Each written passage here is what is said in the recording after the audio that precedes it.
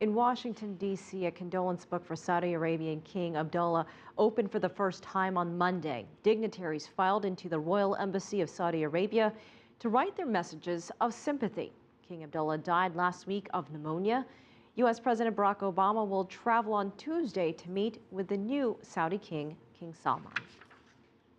Syria's civil war, the fight against ISIL, instability in Yemen, all big challenges as the new king takes the reins in Saudi Arabia.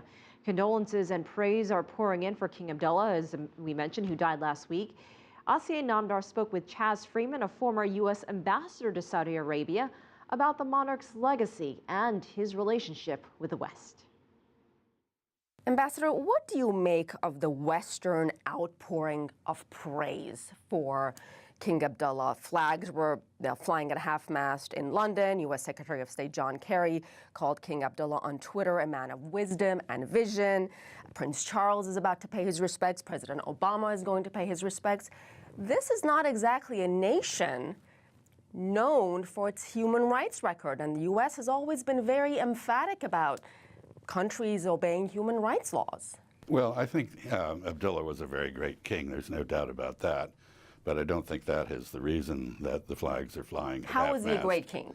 He was a great king because he began to redefine Islam in the Saudi context to be more tolerant, more respectful of women, more engaged with other faiths, because he settled the borders of the kingdom, which were unsettled when he came to power, because he brought Saudi Arabia into the World Trade Organization and thereby made it conform to the normal rules rather than the unique practices it had had.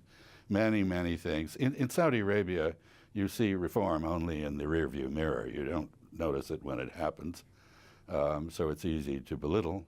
But he actually caused a great deal of change. But that isn't why the flags are flying at half-mast. They're flying at half-mast because Saudi Arabia has just reminded the world by doing nothing in response to the collapse of oil prices that rumors of its irrelevance were greatly exaggerated. King Abdullah, you know, his supporters would say he made great strides in a very closed society, that he had tremendous successes. His opponents would say women still can't drive, women cannot work without their husband's permission. You had a blogger who was sentenced to 1,000 lashes. So what do you say, Ambassador, to those critics? Saudi Arabia is a very puritanical, illiberal society. There's no doubt about it. I think it has made great progress, but if you don't know where it was, you can't tell how far it's come. And if you look at it from a Western perspective, it's certainly a great challenge to Western values in every respect. But do you think there's a contradiction here? And I'm sorry to keep harping on this point. It seems when it comes to other nations of the world, the human rights issue, the way journalists are treated, the way women are treated becomes a very, very big focus for the United States and its allies.